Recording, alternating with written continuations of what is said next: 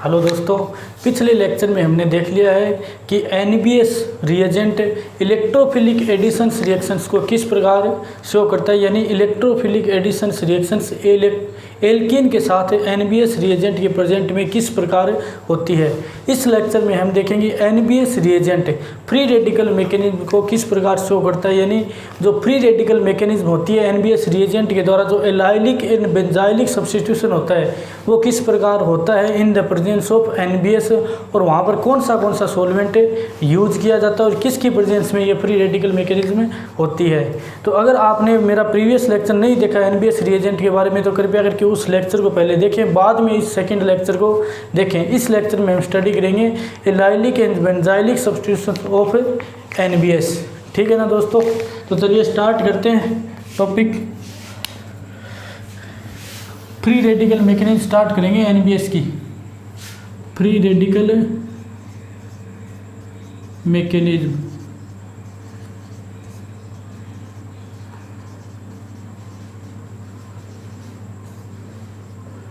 ठीक है। सबसे पहले हम देखते हैं कि जो एनबीएस रिएजेंट होता है, ठीक है, किस कंडीशन में तो इलेक्ट्रोफिलिक एडिशन रिएक्शन शो करता है। इलेक्ट्रोफिलिक एडिशन रिएक्शन किस कंडीशन में शो करता है, और जो इलेक्ट्रोफिलिक सब्स्टिट्यूशन रिएक्शंस है, इलेक्ट्रोफिलिक सब्स्टिट्यूशन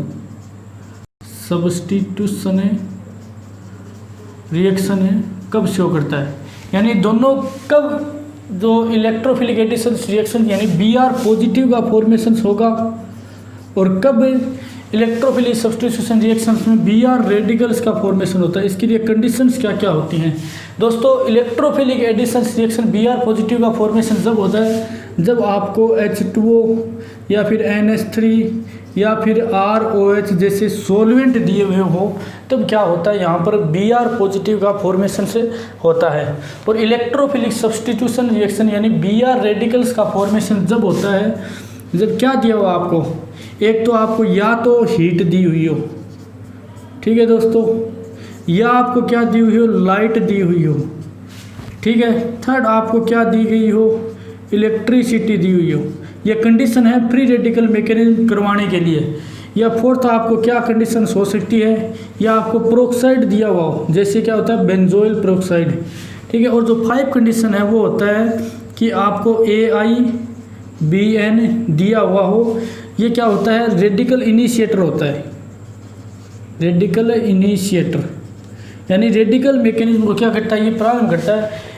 ये कंडीशंस होती हैं Br रेडिकल्स के फॉर्मेशंस के लिए हीट, लाइट, इलेक्ट्रिसिटी, प्रोक्साइड या फिर AIBN, ये रेडिकल इनिशिएटर होता है। और अगर सॉल्वेंट प्रेजेंट हो जैसे H2O, NH3, ROH, ये सॉल्वेंट दिए हो तब क्या होगा, Br पॉजिटिव का फॉर्मेशन से होता है। तो चलिए स्टार्ट करते हैं कि इलेक्ट्रोफिलिक सब्स्टिट्यूशन रिएक्शन से Br रेडिकल्स के द्वारा किस प्रकार शो की जाती है। सबसे पहले हम देखेंगे कि Br रेडिकल्स में जो इलाइलिक पोजीशंस होती है वो कौन सी होती है, बेंजाइलिक पोजीशन कौन सी होती है, और उसके ऊपर Br रेडिकल्स का अटैक किस प्रकार होता है, और उसके बाद में उसकी मैकेनिज्म देखेंगे, ठीक है। तो सबसे पहले हम एक एग्जांपल्स के द्वारा देखते हैं कि अटैक किस प्रकार होता है।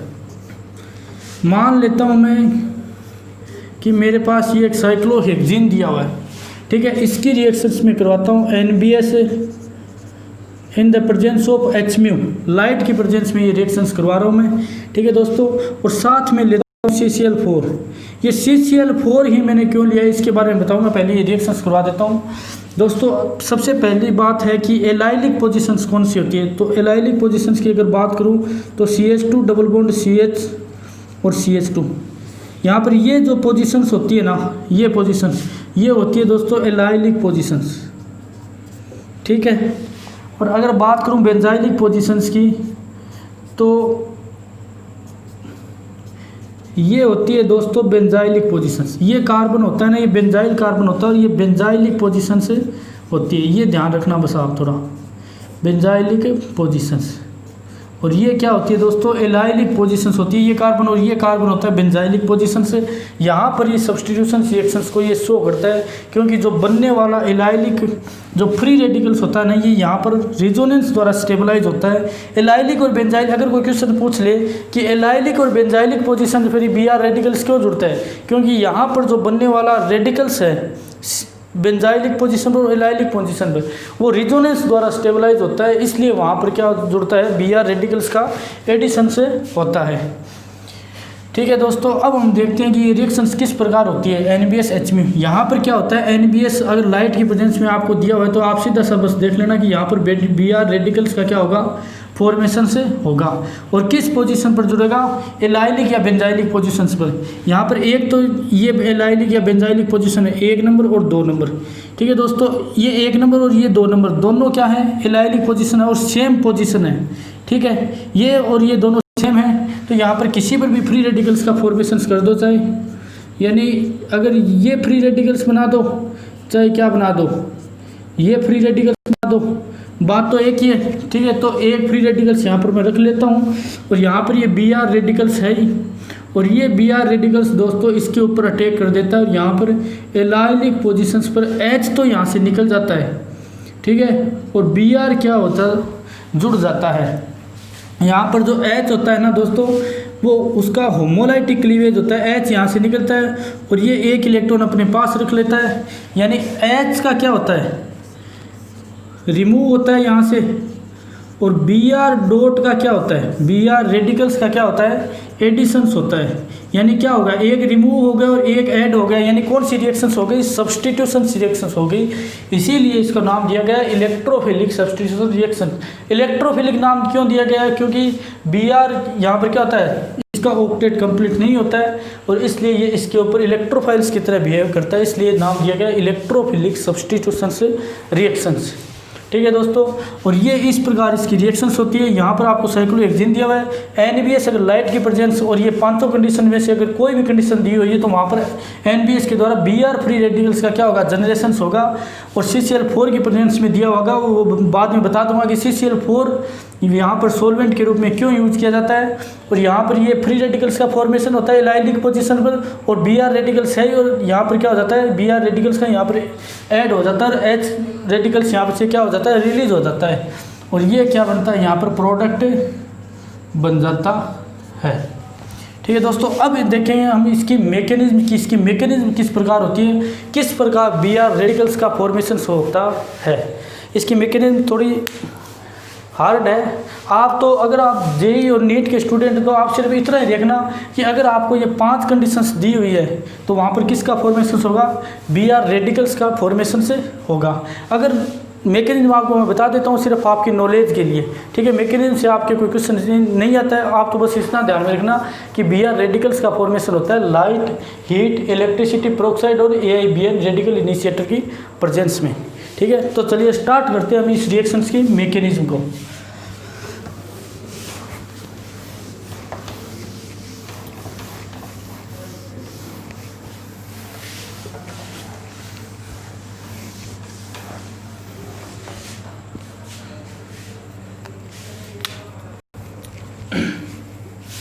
एग्जाम्पल्स क्या लिया था हमने, plus NBS in the presence of light CCl4 की प्रेजेंस में। ठीक है, और यहाँ पर CCl4 की जो प्रोडक्ट बनता है वो क्या बनता है, एलाइलिक पोजीशन पर क्या हो जाता है, BR का फॉर्मेशन से हो जाता है। ये हमने लिया था। अब दोस्तों बताऊं अगर आपको कि यहाँ पर CCl4 सोलवेंट क्यों यूज किया जाता है, CCl4 सोलवेंट क्यों यूज किया जाता है, क्योंकि यहाँ पर जैसे ही ये रिएक्शंस होती है, जैसे कोई भी आपके पास सबस्ट्रेट होता है, ठीक है दोस्तों, सबस्ट्रेट होता है, उसकी रिएक्शंस आप करवाते हो NBS के साथ in the presence of light.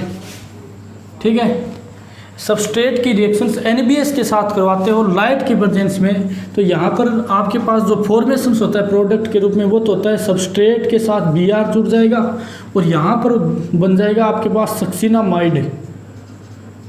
ठीक है दोस्तों, यहाँ पर आपके पास क्या बन जाएगा, सक्सिनामाइड।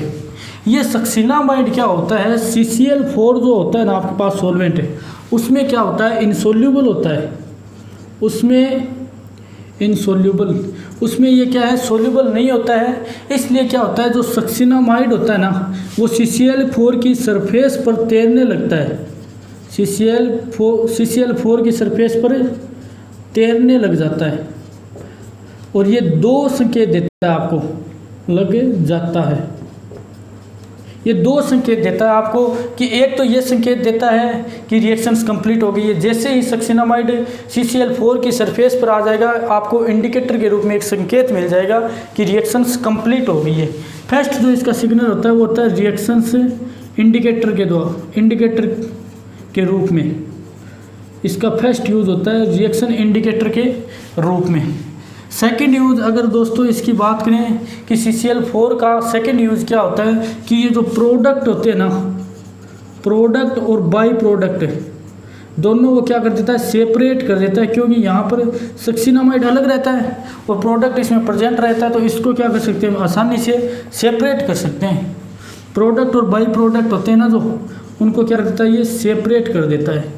इसलिए CCl4 का यूज़ किया जाता है। किसी भी प्रकार के जैसे H2 सॉल्वेंट का यूज़ नहीं किया जाता, ना ही एल्कोहल सॉल्वेंट का यूज़ नहीं किया जाता। ये होता है मेन CCl4 सॉल्वेंट की यूज़ करने का कारण, क्योंकि यहाँ पर जो सक्सिनामाइड का बाई प्रोडक्ट के रूप में जो फॉर्मेशंस होता है वो सक्सिनामाइड CCl4 की सरफेस पर तैरने लग जाता है, जिससे ये दो संकेत देता है। एक तो रिएक्शन इंडिकेटर के रूप में कार्य करने लग जाता है, और दूसरा प्रोडक्ट और बाई प्रोडक्ट को सेपरेट करता है, मतलब इनको मिलने नहीं देता है। ठीक है दोस्तों, अब हम बात करेंगे इसके मैकेनिज्म के बारे में कि इसकी मैकेनिज्म क्या होती है।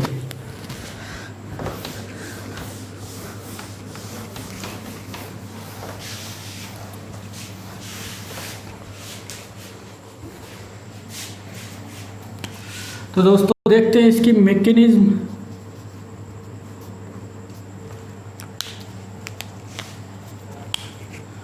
अगर हम पुराने वैज्ञानिकों की बात करें कि जो NBS की जो पहली फ्री रेडिकल मैकेनिज्म थी, उसमें पुराने वैज्ञानिकों ने अपने क्या मत दिए थे, तो सबसे पहले मैं बता देता हूं कि पुराने वैज्ञानिकों के द्वारा ये रिएक्शन से किस प्रकार होती थी।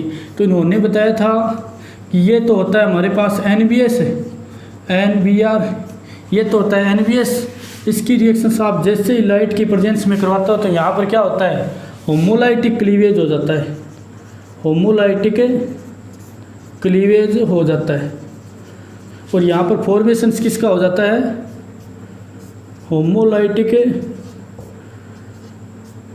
क्लीवेज होता है, जिससे N डॉट और Br रेडिकल्स का फॉर्मेशन होता है, जो कि क्या है, बिल्कुल गलत है। ये तो साइंस की बिल्कुल ही गलत धारणा हो गई, क्योंकि नाइट्रोजन और ब्रोमीन के बीच में चार्ज का भयंकर सेपरेशन होता है, क्योंकि नाइट्रोजन की इलेक्ट्रोनेगेटिविटी क्या होती है, ज़्यादा होती है, और ब्रोमीन की इलेक्ट्रोनेगेटिविटी कम होती है। और नाइट्रोजन की इलेक्ट्रोनेगेटिविटी ज़्यादा होने के साथ साथ जो इसकी pK वैल्यू होती है N ब्रोमोसक्सिनामाइड की, वो होती है 9.6 के समथिंग, यानी ये इसका बेसिक स्ट्रेंथ होती है, बेस होता है, बेस की तरह क्या करता है, ये बिहेव करता है। यानी इसके ऊपर अगर नेगेटिव चार्ज आएगा तो ये नेगेटिव चार्ज तो स्टेबलाइज हो जाएगा, ये यहाँ जाएगा और इसके बाद यहाँ जाएगा, या फिर ये यहाँ जाएगा और ये फिर यहाँ चला जाएगा। ये नेगेटिव चार्ज स्टेबलाइज होता है।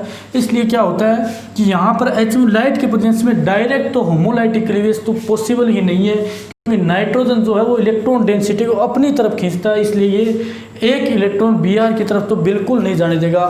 तो ये मैकेनिज्म क्या हो गई, यहाँ पर गलत हो गई। इसके बाद जो नए वैज्ञानिकों ने इस मैकेनिज्म को किस प्रकार दिया वो हम देखते हैं, जो कि एक सही मैकेनिज्म है। ठीक है, तो इस मैकेनिज्म को मैं रफ कर देता हूँ, जो ये मैकेनिज्म बिल्कुल गलत है। इस मैकेनिज्म को आप कभी भी फॉलो मत कीजिएगा। इसकी आपको जो नई मैकेनिज्म है, जो सही मैकेनिज्म है, उसके बारे में बताता हूँ कि इसकी जो मेन मैकेनिज्म है वो क्या होती है। तो दोस्तों होता क्या है कि हमारे पास जो N ब्रोमोसक्सिनामाइड होता है ना, N ब्रोमोसक्सिनामाइड, उसके साथ ट्रेस अमाउंट में HBr प्रेजेंट होता है, यानी HBr होता है इसके अंदर प्रेजेंट है, बहुत ही कम कंसंट्रेशन के अंदर। ठीक है, तो वो जो पुराने वैज्ञानिक थे वो HBr को कंसीडर करना भूल गए थे। तो नए वैज्ञानिकों ने क्या बताया कि इसके साथ ट्रेस अमाउंट में क्या होता है, HBr, इसकी कंसंट्रेशन क्या होती है, बहुत ही कम होती है। ट्रेस अमाउंट में प्रेजेंट रहता है HBr, और ये क्या करता है, रिएक्शंस करता है इस NBS के साथ, और ये रिएक्शंस करके क्या बनाता है, यहाँ पर देखिए यहाँ पर क्या होता है, डेल नेगेटिव चार्ज, यहाँ पर डेल पॉजिटिव। यहाँ पर हाइड्रोजन की इलेक्ट्रोनेगेटिविटी कम होती है ब्रोमीन से, इसलिए ब्रोमीन के ऊपर डेल नेगेटिव, इस पर क्या आ जाएगा, डेल पॉजिटिव। Br इसके ऊपर डेल पॉजिटिव है, इस Br के ऊपर डेल नेगेटिव, तो ये दोनों आपस में मिलकर Br2 का फॉर्मेशन कर लेंगे, और नाइट्रोजन इस हाइड्रोजन के साथ जुड़ जाएगा और किसका फॉर्मेशन कर लेगा, सक्सिनामाइड का।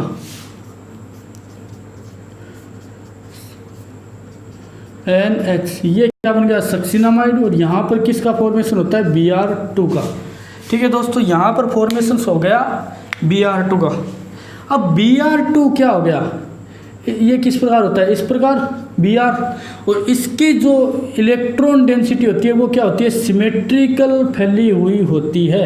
Br यहाँ पर जो इलेक्ट्रॉन डेंसिटी होती है इन दोनों ब्रोमीन की, वो सिमेट्रिकल रूप से दोनों तरफ फैली हुई होती है।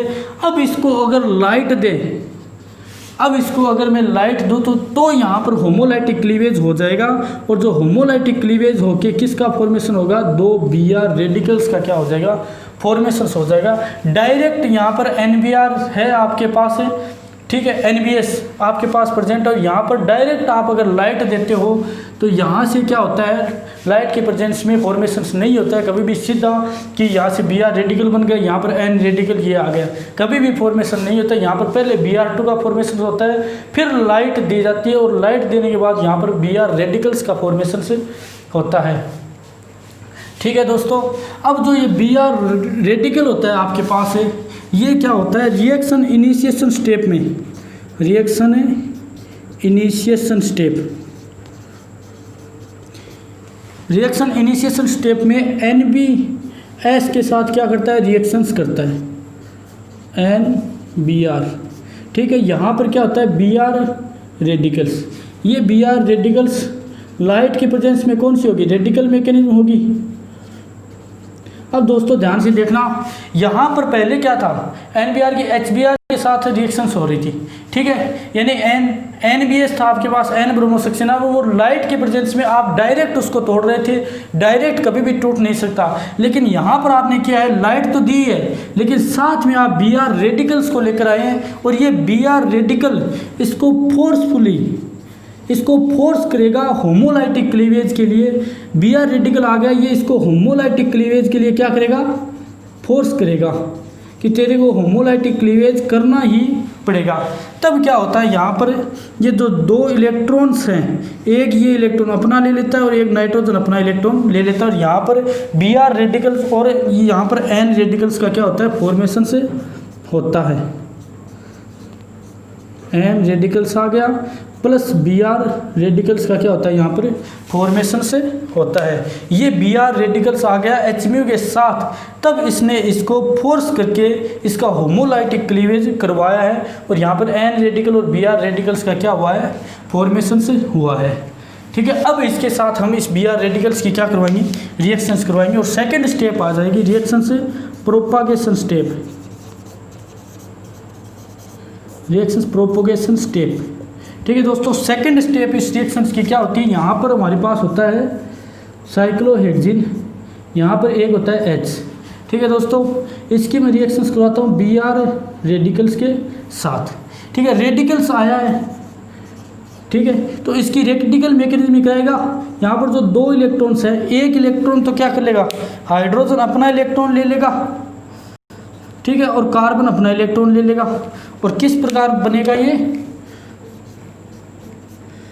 यहाँ पर फ्री रेडिकल्स का फॉर्मेशन हो गया, और वो H रेडिकल्स Br रेडिकल्स के साथ मिलकर क्या बना लेगा, HBr। अब यहाँ पर एक बात नोटिस करने की है कि यहाँ पर किसका फॉर्मेशन होता है, HBr का, और यही HBr क्या करता है, यहाँ पर जाता है और इस रिएक्शन से Br रेडिकल्स का फॉर्मेशन करवाता है। यानी इस रिएक्शंस को प्रोपागेट करने में जो सबसे ज़्यादा रोल होता है वो Br रेडिकल्स का नहीं होकर किसका होता है, HBr का होता है। यहाँ पर जो रिएक्शन प्रोपोगेशन स्टेप में जो HBr बनता है वो HBr इस NBS के साथ रिएक्शंस करके Br रेडिकल्स का फॉर्मेशन करवाता है, तब Br रेडिकल्स यहाँ पर आके ये रिएक्शंस आगे मूव करती है। इसलिए अगर आप बात करें कि मेन रोल यहाँ पर किसका होता है, तो मेन रोल यहाँ पर होता है HBr का, ना कि Br रेडिकल्स का। अगर ये HBr यहाँ पर HBr का फॉर्मेशन ना हो तो यहाँ पर Br फ्री रेडिकल्स का फॉर्मेशन नहीं होगा और ये पूरी की पूरी मैकेनिज्म नहीं होगी। इसलिए रिएक्शंस प्रोपोगेशन स्टेप में किसका फॉर्मेशन होता है, HBr का फॉर्मेशन होता है और इसमें यहाँ पर क्या आ जाता है, एलाइलिक पोजिशंस पर फ्री रेडिकल से आ जाता है। अब यहाँ पर ये क्या बन गया, एक तो ये बन गया हमारे पास, ठीक है दोस्तों, एक तो ये है हमारे पास, एक Br रेडिकल्स है दोस्तों, और एक हमारे पास क्या है, ये है, ठीक है, और एक आपके पास यहाँ पर क्या है, H रेडिकल से प्रेजेंट है। 4 प्रकार की स्पीशीज हमारे पास आ गई, एक तो ये आ गया, एक ये और एक ये। सॉल्यूशंस में 4 प्रकार के फ्री रेडिकल्स क्या हो गए, प्रेजेंट हो गए। अब ये free radical reactions termination step में किस प्रकार रिएक्शंस करते हैं वो हम देखते हैं कि इसकी रिएक्शन टर्मिनेशन स्टेप क्या होगी, ठीक है। तो इसको मैं थोड़ा रफ कर देता हूँ, ऊपर वाले स्टेप को जो रिएक्शंस हमने लिखी है। जो रिएक्शन टर्मिनेशन स्टेप होती है दोस्तों, वो होती है रिएक्शन टर्मिनेशन स्टेप। वो क्या होती है कि यहाँ पर जो ये बना है एलाइलिक पोजीशंस पर जो रेडिकल्स आया है ये, ठीक है दोस्तों, इसके साथ क्या करेगा, Br रेडिकल से रिएक्शंस करके मेजर प्रोडक्ट का फॉर्मेशन करता है। और ये मेजर प्रोडक्ट क्या बनता है दोस्तों, ये बनता है एलाइलिक पोजीशंस पर क्या बन जाएगा, Br जुड़ जाएगा। इसके साथ साथ और भी रिएक्शंस हो सकती हैं, जैसे नाइट्रोजन पर ये फ्री रेडिकल्स आ गया, ये इस H रेडिकल्स के साथ रिएक्शंस करके किसका फॉर्मेशन कर लेगा, सक्सिनामाइड का फॉर्मेशन से कर लेगा। यहाँ पर ये नाइट्रोजन और फ्री रेडिकल्स इस H रेडिकल्स के साथ रिएक्शंस करके सक्सिनामाइड का फॉर्मेशन कर सकता है, और ये Br रेडिकल्स इस H रेडिकल्स के साथ रिएक्शंस करके HBr का क्या कर सकता है, फॉर्मेशन से कर सकता है। इस प्रकार इसमें साइड प्रोडक्ट बनते हैं और ये होती है इसकी मेन मैकेनिज्म।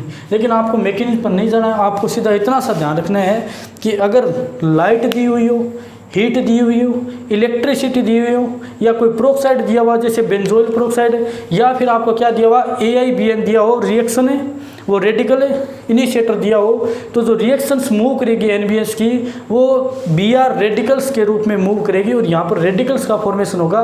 रेडिकल्स ही क्या करेगा, एलाइलिक और बेंजाइलिक सब्स्टिट्यूशन करवाता है। एलाइलिक और बेंजाइलिक सब्स्टिट्यूशन क्यों करवाता है, क्योंकि एलाइलिक और बेंजाइलिक पोजिशन पर जो फ्री रेडिकल्स बनता है वो रिजोनेंस द्वारा स्टेबलाइज होता है, ठीक है। तो ये होती है इसकी मैकेनिज्म। इसके बाद में देखेंगे हम इसके क्वेश्चन को कि इसमें कितने प्रकार के क्वेश्चन से बन सकते हैं, ठीक है दोस्तों। तो मैकेनिज्म इसकी कंप्लीट हो गई। अब हम देखते हैं इसके क्वेश्चंस कि इसमें किस किस प्रकार के क्वेश्चन से आ सकते हैं, क्वेश्चन में हमसे क्या क्या पूछ सकता है। तो चलिए देखते हैं।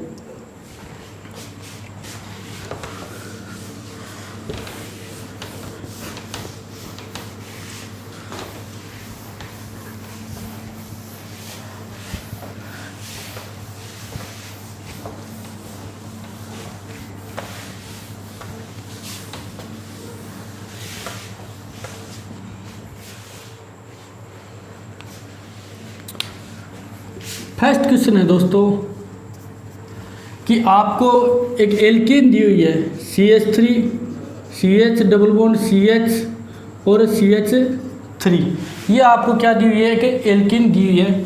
इसकी मैं रिएक्शंस करवा रहा हूँ। NBS in the presence of light और CCl4 क्या लिया है मैंने, सॉल्वेंट लिया है, ठीक है। तो NBS अगर लाइट के प्रेजेंस में दिया हुआ हो तो सबसे पहले आपको क्या करना है, Br रेडिकल्स यहाँ पर क्या होगा, फॉर्मेशंस होगा, और किस पर अटैक करेगा, एलाइलिक या फिर बेंजाइलिक पोजीशंस पर। तो यहाँ पर एलाइलिक पोजीशंस है CH3 CH double bond CH CH3। यहाँ पर आपको उस जगह पर वो फ्री रेडिकल इंटरमीडिएट का फॉर्मेशंस करना है जहाँ पर वो फ्री रेडिकल्स क्या हो, मोस्ट स्टेबल हो। तो यहाँ फ्री रेडिकल मोस्ट स्टेबल कहाँ से पर हो सकता है, अगर मैं इस कार्बन पर फ्री रेडिकल्स का फॉर्मेशन करूँ तो यहाँ पर जो ये फ्री रेडिकल्स बनेगा वो यहाँ इस डबल बॉन्ड के द्वारा, रिजोनेंस के द्वारा क्या होगा, स्टेबलाइज हो जाएगा। अगर इस कार्बन पर कर दूँ या इस कार्बन पर कर दूँ, दोनों पर क्या है, सेम ही बात है। तो मैं यहाँ पर एक फ्री रेडिकल्स का क्या करता हूँ, फॉर्मेशन से करता हूँ CH3 CH double bond CH और CH2 रेडिकल्स, ठीक है। ये रेडिकल्स बन गया। अगर मैं दोस्तों इसका रिजोनेंस करवाता हूँ इस रेडिकल्स का, यानी यहाँ पर जो ये 2 इलेक्ट्रॉन्स हैं, एक इलेक्ट्रॉन्स ये यहाँ पर चला जाए, एक इलेक्ट्रॉन ये यहाँ पर चला जाए, और यहाँ पर क्या आ जाएगा CH3 CH, यहाँ पर एक इलेक्ट्रॉन बच गया, ठीक है। और यहाँ पर क्या आ जाएगा CH, ठीक है दोस्तों, यहाँ पर CH डबल बॉन्ड और CH2, ये स्ट्रक्चर हमारे पास से बन गई। अब हमें देखना है कि इनमें से सबसे ज़्यादा स्टेबल इंटरमीडिएट कौन सा है। इसमें से ये जो रिजोनेंस के द्वारा जो इंटरमीडिएट बना है इसको मैं बी इंटरमीडिएट नाम देता हूँ, इसको मैं ए इंटरमीडिएट नाम देता हूँ। ये जो बी इंटरमीडिएट है इसके रिजोनेंस द्वारा बना है और ये ए इंटरमीडिएट डायरेक्ट बना है। यहाँ पर हमें देखना है कि ए और बी में से जो ज़्यादा स्टेबल इंटरमीडिएट है वो कौन सा है। तो हम यहाँ पर देखेंगे कि यहाँ पर जो CH2 रेडिकल्स है, ठीक है, यहाँ पर अल्फा हाइड्रोजन कितने हैं, 0 प्लस R है, लेकिन ठीक है यहाँ पर भी क्या है, इस डबल बॉन्ड के साथ इसका प्लस R लग रहा है, लेकिन यहाँ पर अल्फा हाइड्रोजन कितने, यहाँ पर क्या है 3 अल्फा हाइड्रोजन है। और अल्फा हाइड्रोजन जितने ज़्यादा होंगे फ्री रेडिकल्स को क्या करेंगे, स्टेबिलिटी प्रदान करेंगे। तो इसमें से जो ज़्यादा स्टेबल इंटरमीडिएट है वो है बी, और बी इंटरमीडिएट से क्या होगा, काइनेटिक प्रोडक्ट बनेगा। ठीक है, ये ज़्यादा स्टेबल है तो बनने वाला प्रोडक्ट किससे बनेगा, मेजर प्रोडक्ट वो बनेगा इससे। ठीक है, इसकी मैं रिएक्शंस करवा देता हूँ Br रेडिकल्स के साथ, CH3 CH, यहाँ पर क्या जुड़ जाएगा, Br जुड़ जाएगा, CH डबल बॉन्ड CH2। ठीक है, ये बनेगा हमारा काइनेटिक प्रोडक्ट। बता दूंगा काइनेटिक प्रोडक्ट क्या होता है, थर्मोडायनेमिक प्रोडक्ट क्या होता है। ठीक है, और यहाँ पर एक प्रोडक्ट हमारे कौन सा बनेगा, CH3 CH double bond CH। ठीक है दोस्तों, और CH2 Br, एक प्रोडक्ट हमारा बनेगा ये, और ये कौन सा प्रोडक्ट बनेगा, थर्मोडायनेमिक प्रोडक्ट। अब बात करें दोस्तों कि काइनेटिक प्रोडक्ट क्या होता है और थर्मोडायनेमिक प्रोडक्ट क्या होता है, तो इसको हमें समझने की ज़रूरत है कि काइनेटिक प्रोडक्ट कब बनता है और थर्मोडायनेमिक प्रोडक्ट कब बनता है। तो दोस्तों अगर बात करूं कि इंटरमीडिएट की स्टेबिलिटी को देखते हुए जो प्रोडक्ट बनाया जाता है, यानी इंटरमीडिएट की स्टेबिलिटी को देखते हुए जो प्रोडक्ट बनाया जाता है वो उससे जो प्रोडक्ट बनता है वो प्रोडक्ट होता है काइनेटिक प्रोडक्ट। यानी अगर बात आपसे क्वेश्चंस में पूछे कि रिएक्शंस में कौन सा प्रोडक्ट काइनेटिक प्रोडक्ट होगा, तो आपको क्या करना है, इंटरमीडिएट की स्टेबिलिटी देखनी है। इंटरमीडिएट जो जितना ज़्यादा स्टेबल होगा उससे बनने वाला प्रोडक्ट काइनेटिक प्रोडक्ट होगा। यानी अगर बात करें यहाँ पर ये इंटरमीडिएट स्टेबल है तो इससे बनने वाला प्रोडक्ट मैंने क्या बनाया है, काइनेटिक प्रोडक्ट। तो अगर बात करें काइनेटिक प्रोडक्ट की, ठीक है, तो काइनेटिक प्रोडक्ट दोस्तों हमेशा इंटरमीडिएट की स्टेबिलिटी से देखते हैं, इंटरमीडिएट की स्टेबिलिटी से। इंटरमीडिएट की स्टेबिलिटी निर्धारित करती है कि काइनेटिक प्रोडक्ट यहाँ पर मेजर कौन सा बनेगा, इंटरमीडिएट की स्टेबिलिटी से देखते हैं। ठीक है, और बात करें दोस्तों थर्मोडायनेमिक प्रोडक्ट की, ठीक है, थर्मोडायनेमिक प्रोडक्ट की स्टेबिलिटी निर्धारित करती है। प्रोडक्ट यहाँ पर इंटरमीडिएट को नहीं देखा जाता। थर्मोडायनेमिक प्रोडक्ट जब आपको पूछता है कि इसमें से कौन सा थर्मोडायनेमिक प्रोडक्ट बनेगा, तो आपको बनने वाले प्रोडक्ट की स्टेबिलिटी को देखते हुए बताना पड़ता है कि जो प्रोडक्ट सबसे ज़्यादा स्टेबल होता है वही प्रोडक्ट क्या होता है, थर्मोडायनेमिक प्रोडक्ट होता है। प्रोडक्ट की स्टेबिलिटी को देखा जाता है। बनने वाला जो प्रोडक्ट स्टेबल होगा, ठीक है, वही प्रोडक्ट क्या होगा, थर्मोडायनेमिक प्रोडक्ट। इसके 5 रूल हैं, क्रम वाइज इसको देखेंगे कि 5 रूल में से किस प्रकार रूल को ऑर्डर वाइज फॉलो किया जाता है। फर्स्ट रूल में जो देखा जाता है वो देखा जाता है minimum charge present, minimum charge present. यानी अगर 2 आपके पास प्रोडक्ट बन रहे हैं, एक पर ज़्यादा चार्ज है और एक पर कम चार्ज है, तो थर्मोडायनेमिक प्रोडक्ट कौन सा होगा, जिस पर कम चार्ज प्रेजेंट होगा वो प्रोडक्ट थर्मोडायनेमिक प्रोडक्ट होगा। सेकंड अगर बात करें तो यहाँ पर क्या होना चाहिए, ऑक्टेट कंप्लीट होना चाहिए। जिसका ऑक्टेट कंप्लीट होगा वो क्या होगा, थर्मोडायनेमिक प्रोडक्ट होगा। थर्ड अगर पॉइंट की बात करें तो रेजोनेंस आता है, जिसमें रेजोनेंस होता है वो क्या होता है, थर्मोडायनेमिक प्रोडक्ट। फोर्थ पॉइंट की दोस्तों अगर बात करें तो यहाँ पर देखा जाता है hyper conjugation, H effect. Fourth point में देखा जाता है H इफेक्ट देखा जाता है दोस्तों। और 5 पॉइंट की अगर बात करें तो 5 पॉइंट में यहाँ पर क्या देखा जाता है, स्टेरिक हिंड्रेंस। 5 पॉइंट में दोस्तों देखा जाता है स्टेरिक हिंड्रेंस। ये होते हैं किसी भी प्रोडक्ट की थर्मोडायनेमिक प्रोडक्ट के बारे में बताने के लिए कि कौन सा प्रोडक्ट थर्मोडायनेमिक प्रोडक्ट बनेगा। काइनेटिक प्रोडक्ट कैसे बताते हो आप? इंटरमीडिएट की स्टेबिलिटी से, ठीक है दोस्तों। और थर्मोडायनेमिक प्रोडक्ट कैसे बताते हो? पहले आप क्या बनाते हो? प्रोडक्ट बनाते हो, फिर बनने वाले प्रोडक्ट में से जो प्रोडक्ट सबसे ज़्यादा स्टेबल होगा वही प्रोडक्ट थर्मोडायनेमिक प्रोडक्ट होता है। थर्मोडायनेमिक प्रोडक्ट बताने के 5 रूल हैं। फर्स्ट रूल जो होता है जिस पर मिनिमम चार्ज प्रेजेंट हो, ठीक है। सेकंड रूल होता है ऑक्टेट कंप्लीट होना चाहिए। तो थर्ड रूल है वो होता है इसमें रिजोनेंस होना चाहिए। फोर्थ रूल है उसमें अगर ये तीनों कंडीशंस पॉसिबल नहीं है तो उसमें हाइपर कॉन्जुगेशन होना चाहिए। और 5 रूल है कि उसमें क्या होना चाहिए? स्टेरिक हिंड्रेंस क्या होनी चाहिए? कम से कम होना चाहिए। वो प्रोडक्ट थर्मोडायनेमिक प्रोडक्ट होता है। अब यहाँ पर हम देखते हैं कि मैंने कैसे निर्धारित किया कि ये काइनेटिक प्रोडक्ट है, ये थर्मोडायनेमिक प्रोडक्ट है। तो दोस्तों अगर बात करेंगे, यहाँ पर हमारे पास 2 इंटरमीडिएट बने थे। इसमें से सबसे ज़्यादा स्टेबल इंटरमीडिएट जो बना था वो बी बना था। तो बी से बनने वाला प्रोडक्ट क्या होगा? काइनेटिक प्रोडक्ट होगा, ठीक है। अब ए से भी मैंने क्या किया? एक प्रोडक्ट बना लिया। अब मैं देखता हूँ कि ए से बनने वाला प्रोडक्ट ये है और बी से बनने वाला प्रोडक्ट ये है। यहाँ पर ज़्यादा स्टेबल प्रोडक्ट कौन सा है? स्टेबल प्रोडक्ट की अगर बात करें तो मिनिमम चार्ज प्रेजेंट, चार्ज दोनों में ही प्रेजेंट नहीं है। ऑक्टेट कंप्लीट, ऑक्टेट दोनों का कंप्लीट है। रिजोनेंस यहाँ पर किसी में भी प्रेजेंट नहीं है। बात करते हैं हाइपर कॉन्जुगेशंस की, एच इफेक्ट की बात करें यहाँ पर, तो दोस्तों यहाँ पर जो एल्कीन में हाइपर कॉन्जुगेशंस है तो इसमें देखेंगे कितने हाइड्रोजन यहाँ पर प्रेजेंट है? Elf hydrogen.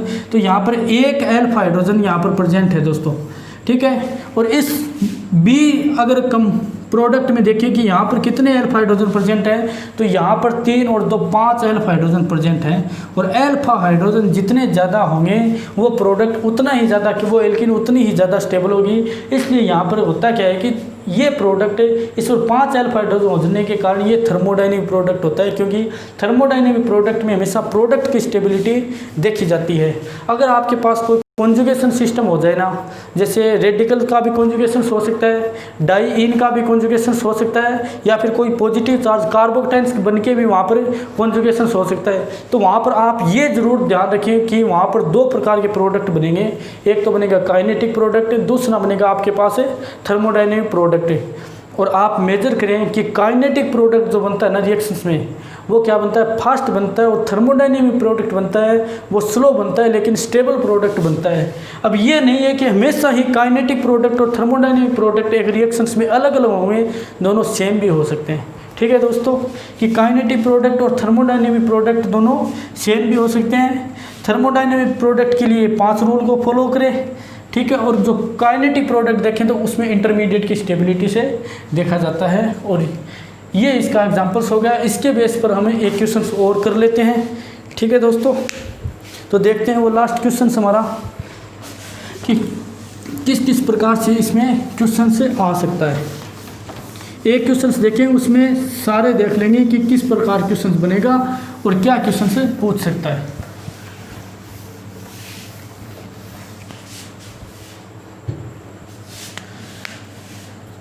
क्वेश्चन है दोस्तों,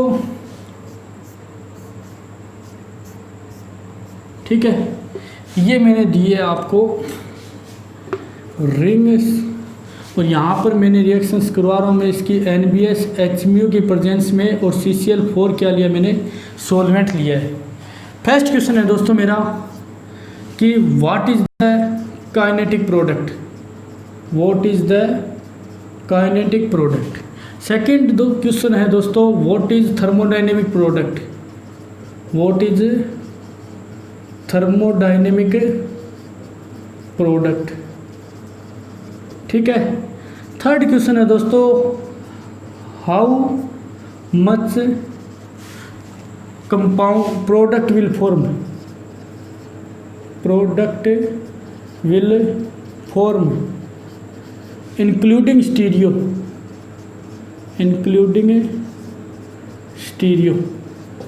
ये लीजिए दोस्तों 3 प्रकार के यहाँ से क्वेश्चंस बन सकते हैं कि आपको पूछ सकता है कि काइनेटिक प्रोडक्ट कौन सा होगा रिएक्शंस में, थर्मोडायनेमिक प्रोडक्ट कौन सा होगा और कितने टोटल प्रोडक्ट जो बनेंगे वो कितने प्रोडक्ट बनेंगे स्टीरियो को इंक्लूड करते हुए। तो चलिए सबसे पहले देखते हैं कि आपको यहाँ पर क्या करना है, फ्री रेडिकल्स का फॉर्मेशन करवाना है एलाइलिक पोजीशंस पर। ठीक है, अगर बेंजाइल दिया हुआ तो बेंजाइलिक पोजीशन फ्री रेडिकल करवा ले। यहाँ पर इस स्ट्रक्चर में जितनी भी एलाइलिक पोजीशंस हैं सबसे पहले क्या करें आप वहाँ पर फ्री रेडिकल्स का फॉर्मेशन कर लें। ठीक है, तो यहाँ पर मैं फॉर्मेशन करता हूँ फ्री रेडिकल्स का। ठीक है, सबसे पहले मैं यहाँ पर करूँगा, ये भी एलाइलिक पोजीशंस है।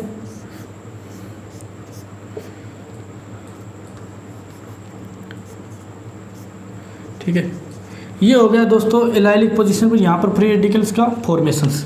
ठीक है, एक तो हो गया ये मेरे पास, और ये भी क्या है एलाइलिक पोजीशन है दोस्तों। सेकंड अगर बात करूँ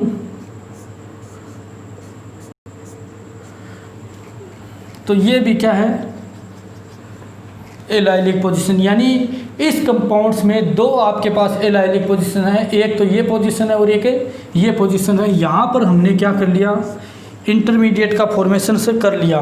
अब जो जितनी भी आपके पास एलाइलिक पोजीशंस बनी हैं उसमें से आप देखेंगे सबसे ज़्यादा जो स्टेबल फ्री रेडिकल्स है वो कौन सा है।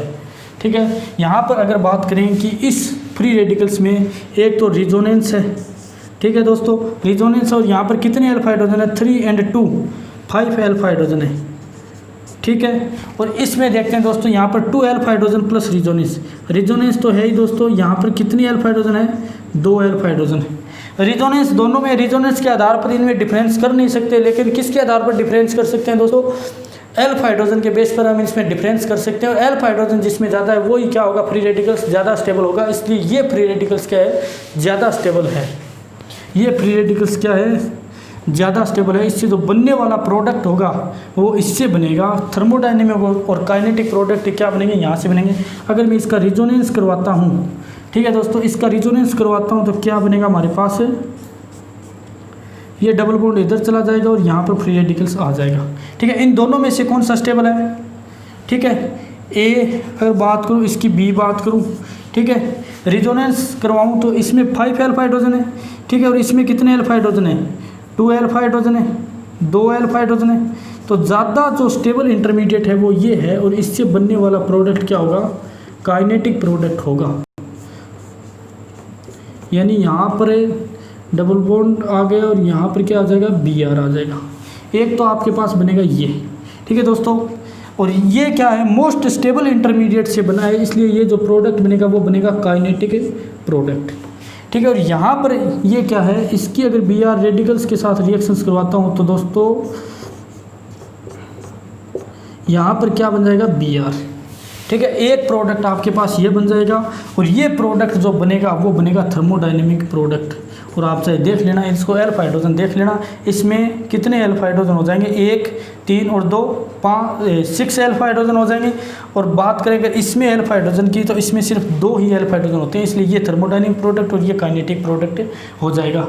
ठीक है, काइनेटिक प्रोडक्ट बता दिया, थर्मोडायनेमिक बता दिया, 2 क्वेश्चंस हमारे कंप्लीट हो गए। अब बात करें how much product will form. ये नहीं पूछ रहा है कि कौन सा मेजर होगा कौन सा माइनर होगा। ठीक है, कौन सा कम अमाउंट में बनेगा कौन सा ज़्यादा अमाउंट में बनेगा। आपको तो बस बताना है कि कुल कितने प्रकार के प्रोडक्ट इसमें बन सकते हैं, इंक्लूडिंग स्टीरियो को इंक्लूड करते हुए। तो 2 प्रकार के तो प्रोडक्ट ये बन गए दोस्तों। ठीक है, यहाँ पर एक इंटरमीडिएट हमारे पास बना था, इस इंटरमीडिएट को हमने कैंसिल कर दिया था। क्योंकि ये इसकी और इसकी जब इनमें हमने डिफरेंस किया तब ये इंटरमीडिएट लेस स्टेबल था और ये ज़्यादा स्टेबल था, इसलिए जो प्रोडक्ट बनेगा वो इसी इंटरमीडिएट से बनेगा, लेकिन कुछ अमाउंट में तो इससे भी बनेगा। ठीक है, तो इसका अगर मैं रिजोनेंस करवाऊँ दोस्तों तो रिजोनेंस करवाने पर इसका जो इंटरमीडिएट बनता है वो बनता है ये इंटरमीडिएट यहाँ पर बनता है, और इनसे भी क्या करेंगे प्रोडक्ट बनेंगे, हालांकि वो प्रोडक्ट कम बनेंगे। ठीक है, एक Br यहाँ आ जाएगा। ठीक है, और इससे जो प्रोडक्ट बनेगा वो क्या बनेगा दोस्तों ये Br यहाँ आ जाएगा। ठीक है, यानी एक तो आपके पास ये प्रोडक्ट बन गया, एक ये प्रोडक्ट बन गया दोस्तों, और एक ये बन गया, और एक ये प्रोडक्ट बन गया। ठीक है, अब पूछा है आपको स्टीरियो को इंक्लूड करते हुए कि कितने प्रोडक्ट बनेंगे, नंबर पूछा है कि कितने प्रोडक्ट बनेंगे। तो सबसे पहले हम देखते हैं स्टीरियो को इंक्लूड करके कि यहाँ पर स्टीरियो को जब आपको इंक्लूड करना हो तो क्रियल सेंटर सबसे पहले वहाँ पर देखें कि यहाँ पर कितने क्रियल सेंटर है। यहाँ पर एक तो क्रियल सेंटर ये है। ठीक है। यहाँ पर CH3 एक हाइड्रोजन और दोनों तरफ क्या है अलग अलग, और एक यहाँ पर क्रियल सेंटर ये हो जाएगा, और अनसिमेट्रिकल कंपाउंड है इसलिए 2 की पावर 2 = 4। इसके कितने प्रोडक्ट बनेंगे, 4 प्रोडक्ट बनेंगे। यहाँ पर क्या होगा, ये भी एक क्रियल सेंटर है, ठीक है, और ये क्या है, ये भी क्रियल सेंटर है, ठीक है, 2 क्रियल सेंटर हैं और अनसिमेट्रिकल कंपाउंड है, तो 2 की पावर 2 = 4, ठीक है। और यहाँ पर हम देखते हैं कि एक ही क्रियल सेंटर है, ये क्रियल सेंटर है और अनसिमेट्रिकल कंपाउंड है, तो 2 की पावर 1 = 2। यहाँ पर हम देखते हैं कि इस पर क्या है, एक क्रियल सेंटर है, ये क्रियल सेंटर नहीं है क्योंकि ये टेट्रावेलेंट नहीं है, इसलिए 2 की पावर 1 = 2। टोटल प्रोडक्ट की दोस्तों अगर बात करें तो 4 + 4 + 2 + 2, टोटल प्रोडक्ट कितने हो गए, टोटल प्रोडक्ट हो गए दोस्तों 12। टोटल प्रोडक्ट कितने हो गए दोस्तों, 12 टोटल प्रोडक्ट हो गए। अगर आपको टोटल प्रोडक्ट पूछेगा तो इंक्लूडिंग स्टीरियो करके क्या पूछेगा, टोटल प्रोडक्ट पूछेगा। यानी यहाँ से हमने 3 क्वेश्चंस को निकाला है, what is the kinetic product, what is the thermodynamic product, how much product will form including stereo को मेंशन करके हमने यहाँ से देख लिया कि कितने प्रोडक्ट बनते हैं। काइनेटिक प्रोडक्ट कौन सा होता है, आप ये मत देख लेना कि इसमें से काइनेटिक और थर्मोडायनेमिक प्रोडक्ट बनेंगे।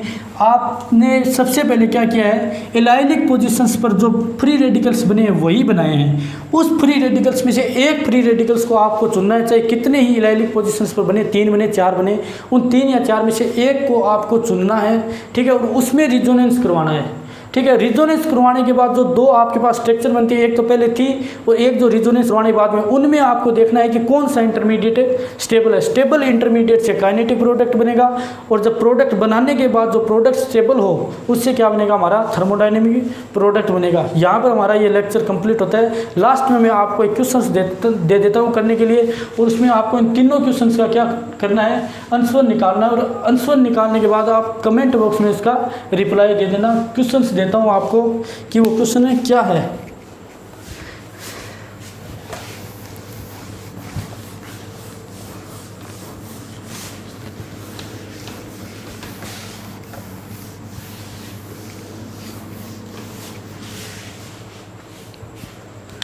क्वेश्चन है वो कि ठीक है, ये आपको स्ट्रक्चर दी हुई है, इसमें से वही क्वेश्चन है same, what is kinetic product, thermodynamic product, how much total product will form including stereo. ठीक है, एक बात बतानी भूल गया दोस्तों मैं आपको कि काइनेटिक प्रोडक्ट जो होता है और एक होता है थर्मोडायनेमिक प्रोडक्ट। ठीक है, एक तो होता है काइनेटिक प्रोडक्ट और एक होता है थर्मोडायनेमिक प्रोडक्ट। ठीक है, अगर आपको 0 डिग्री सेल्सियस या उससे कम टेम्परेचर दे, ठीक है, तब तो क्या होता है, काइनेटिक प्रोडक्ट अमाउंट में ज़्यादा बनता है। ठीक है, मेजर प्रोडक्ट होता है। ठीक है, अगर आपको रूम टेम्परेचर से ज़्यादा टेम्परेचर दे तो कौन सा प्रोडक्ट मेजर होगा, तब थर्मोडायनेमिक प्रोडक्ट मेजर होगा। जैसे 40 डिग्री सेल्सियस टेम्परेचर दे दिया, 270 डिग्री सेल्सियस दे दिया, या फिर यहाँ पर दे दिया -15 डिग्री सेल्सियस या 0 डिग्री सेल्सियस। -15 या 0 दे दिया तो काइनेटिक प्रोडक्ट मेजर होता है, और जैसे 40 डिग्री सेल्सियस या 270 डिग्री सेल्सियस अगर टेम्परेचर दे दिया तो थर्मोडायनेमिक प्रोडक्ट क्या होता है, मेजर होता है। लेकिन आपको क्वेश्चन में मेंशन करेगा कि आपको थर्मोडायनेमिक प्रोडक्ट बताना है या फिर काइनेटिक प्रोडक्ट बताना है। तो चलिए यहाँ पर हमारा ये लेक्चर कंप्लीट होता है। थैंक यू, धन्यवाद।